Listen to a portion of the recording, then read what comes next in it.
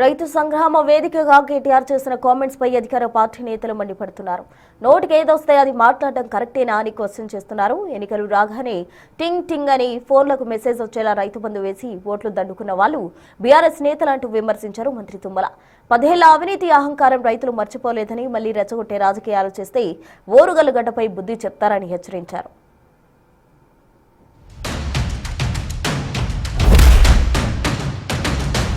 రైతు డిక్లరేషన్ అనేది ఒక బోగస్ పత్రం, ఒక బక్వాస్ ముచ్చట, ఒక చిత్తు కాగితంతో సమానమైన డిక్లరేషన్ను ఇదే వరంగల్ గడ్డ మీద మీకిచ్చి మోసం చేసినందుకే ఇవాళ అదే గడ్డ మీదకి వెళ్ళి ఈ సంగ్రామ సదస్సు ద్వారా ఈ ప్రభుత్వానికి ఒక హెచ్చరిక జారీ చేసినందుకే రైతాంగం తరఫున ఈ కార్యక్రమం ఇక్కడ పెట్టుకున్నాం. ఓట్లు పెట్టుకున్నారు, ఓట్లు దొబ్బిండ్రు, ఓట్లకు ముందేమో బట్టెబాజ్ ముచ్చట్లు చెప్పిండ్రు, ఇప్పుడు దోకెబాజ్ పనులు చేస్తున్నారు.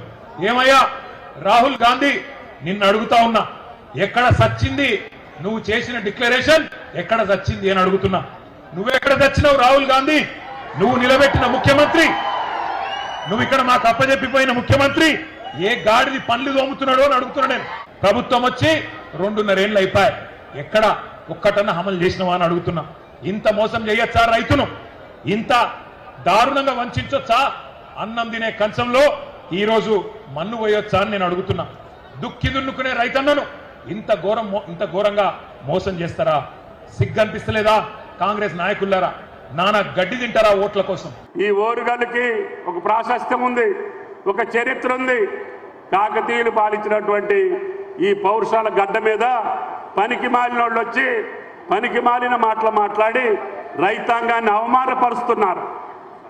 కాబట్టి వాళ్ళు నిన్న మాట్లాడిన చులకనైనటువంటి చౌకబారు మాటలే అయితే ఒక ముఖ్యమంత్రిని, ఒక పార్లమెంటరీ పార్టీ నాయకుడిని మాట్లాడినటువంటి తీరు చూస్తే వాళ్ళు జన్మలకి కూడా ఈ రైతాంగం యొక్క శ్రేయస్సును కోరేటటువంటి మనుషులు కాదు.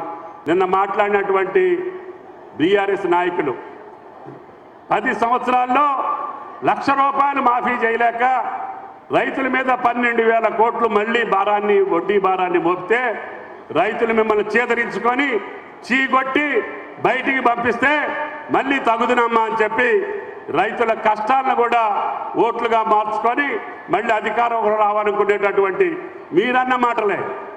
మీరు నిన్న ఆ వేదిక మీద నుంచి మాట్లాడినటువంటి చౌకబారు మాటలు నాకు మాట్లాడబుద్ధి కావట్లేదు.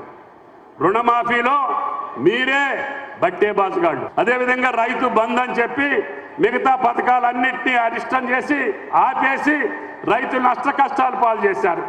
ఒక యాంత్రీకరణ లేదు, ఒక పంట నష్టం లేదు, ఒక ఇన్సూరెన్స్ లేదు. అన్ని పథకాలను ఆపేసి ఎన్నికలు వచ్చినప్పుడల్లా టింగు టింగు అని కొద్ది రోజులు అనిపించి ఓట్లు వేయించుకొని బతకాలని చూశారు.